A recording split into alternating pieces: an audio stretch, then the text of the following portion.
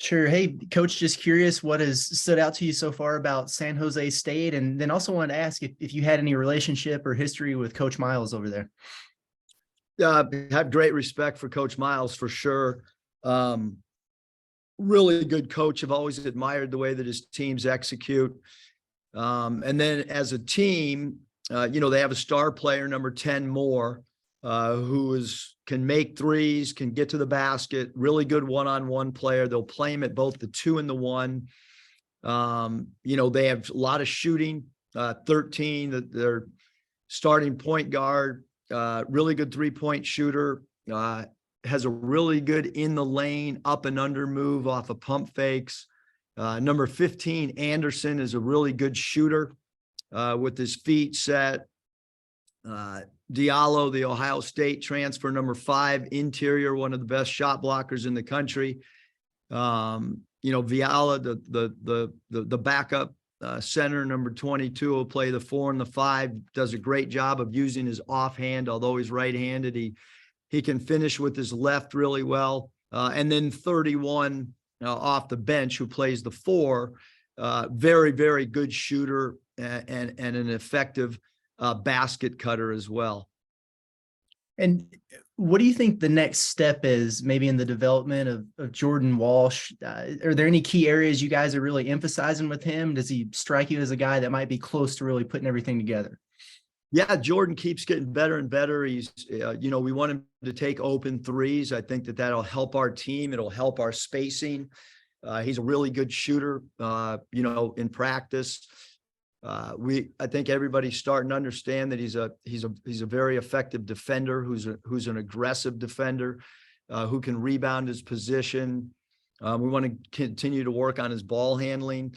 But we need him to be a guy that's a willing shot taker.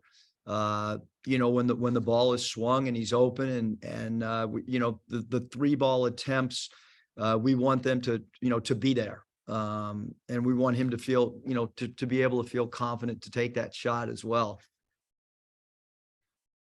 Hutch? Yeah, Coach, I was looking at some pace numbers, and it looks like San Jose State's one of the slower teams in the country. I'm curious kind of what challenges that presents. Well, I think Coach Miles does a really good job of controlling tempo, controlling the game from a pace standpoint. They will opportunistic run. Some of their players, they got some guys in particular that are really good in transition, like Moore, number 10. But yeah, I mean, it's a team that execution in the half court seems to be important to their team. And then obviously you knew Ricky Council was going to be a good player, but I'm curious how his role has maybe evolved since this summer to at this point. Has it surprised you at all, or just kind of how has your view of him changed since then? Yeah, Ricky has, we recruited him because we really like what we saw in video. We felt that he fit our system.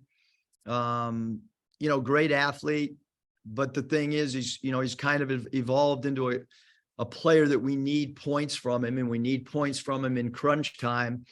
And he's done a great job of delivering. And I think he continues to get better defensively too. So he's a two-way player for us. He's got the ability to have good rebounding nights defensively as well. But he's done a great job of each day getting better and better and better for us on both sides of the ball. Bob? Hey, Eric, how you doing today? Good. Kamani didn't hardly play for you, I guess, the first 5. Then he has a huge role in game 6, and then, plays a ton of minutes, I guess, a career high in game 7. What do you thought about how he stayed patient, didn't sulk, whatever, pout? And then when you needed him, it's come through for you.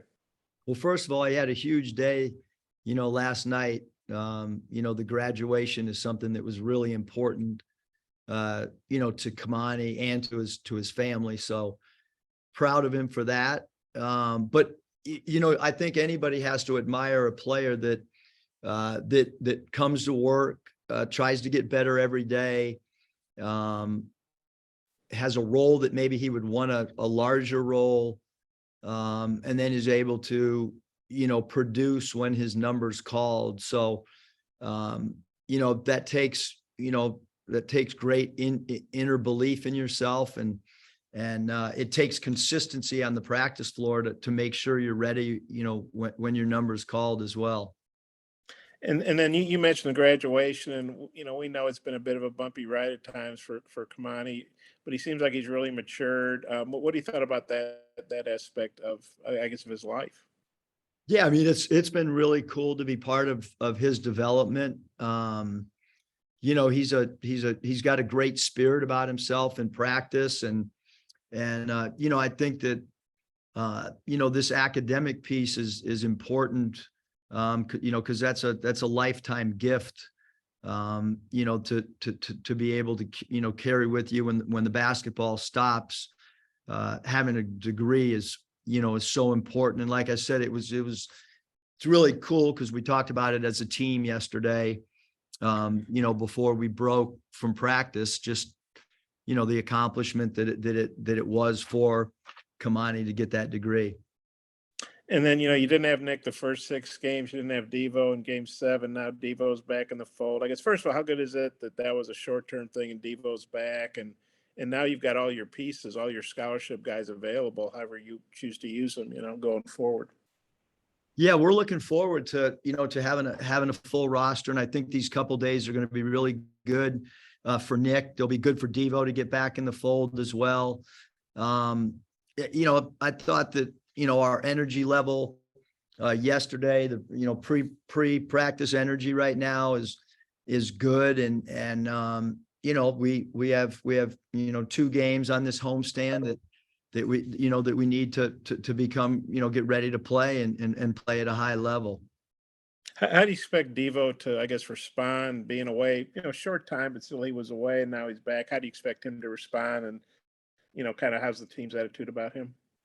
Yeah, I think everybody was excited to have him back. I know everybody really supported him while he was away. And I mean, his infectious energy in practice yesterday was great. And, I think everybody's happy that he's back and ready to play.